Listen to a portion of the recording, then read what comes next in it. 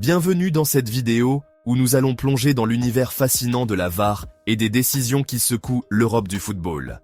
Aujourd'hui, on vous raconte toute l'affaire entourant Tomasz Kwiatkowski, l'arbitre vidéo qui se retrouve une nouvelle fois sous les projecteurs, et la critique après des décisions controversées qui ont marqué la Ligue des Champions et la Ligue Europa.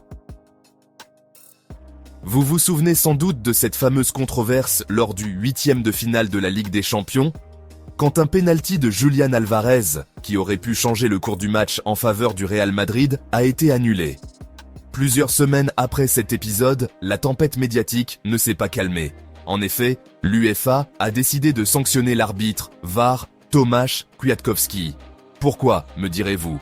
Eh bien, l'erreur, réelle ou perçue, a eu des répercussions énormes sur le déroulement des matchs et a semé le doute parmi des millions de fans à travers l'Europe.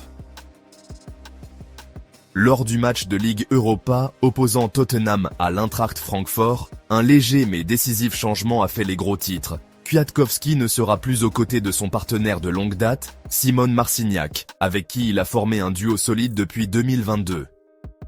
Ce remaniement, qui intervient en pleine période de compétition intense, révèle un repositionnement stratégique de l'UEFA. Le choix de séparer ces deux arbitres ne relève pas du hasard. En effet, suite à la polémique survenue lors du match Atlético Madrid-Real Madrid, certains supporters et observateurs y voient une sanction déguisée visant à préserver l'image du football européen. Vous imaginez bien que cette décision a fait l'effet d'un coup près dans la communauté des fans et des commentateurs, qui se retrouvent encore en émoi après tant d'émotions fortes sur le terrain. Szymon Marciniak, quant à lui, fait son retour sur la scène européenne dans ce contexte houleux, mais il ne sera pas seul. Pour accompagner Marciniak ce jeudi, l'UEFA l'a associé aux arbitres espagnols Alejandro Hernández, originaire des Canaries, et César Sotogrado, de La Rioja. Un nouveau duo, ou plutôt un nouveau trio de contrôle, qui doit rassurer et rappeler l'importance d'une prise de décision collective en situation de haute pression.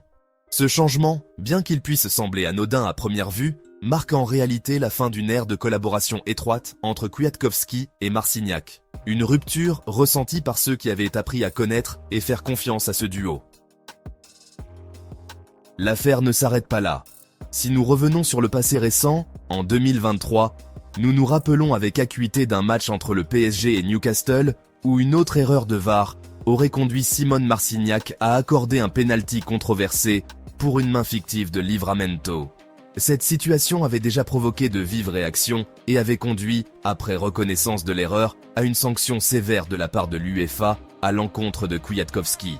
La sanction, sous la forme du retrait de son rôle lors du match Real Sociedad Salzbourg, avait laissé un arrière-goût amer dans le monde arbitral et parmi les amateurs de justice sportive.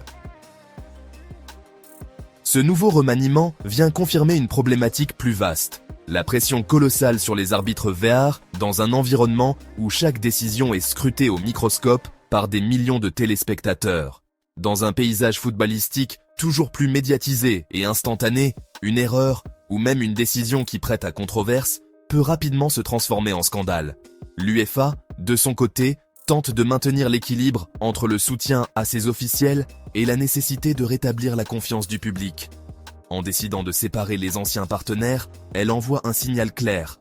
Aucune erreur ne passera inaperçue et des mesures drastiques seront prises pour garantir l'impartialité et l'exactitude des décisions. Alors, que penser de tout cela? Pour certains, cette décision est une preuve que même dans un environnement ultra-professionnel, l'erreur humaine peut mener à des sanctions sévères, même lorsqu'on agit dans le respect des règles. Pour d'autres, c'est un rappel brutal des failles inhérentes à l'arbitrage vidéo dans le football moderne, où la technologie, censée être un outil de justice, se trouve parfois être au cœur des polémiques. Ces débats passionnés montrent combien l'intégrité du jeu est primordiale aux yeux du public, et comment chaque décision influencera inévitablement la perception et le déroulement des compétitions les plus prestigieuses.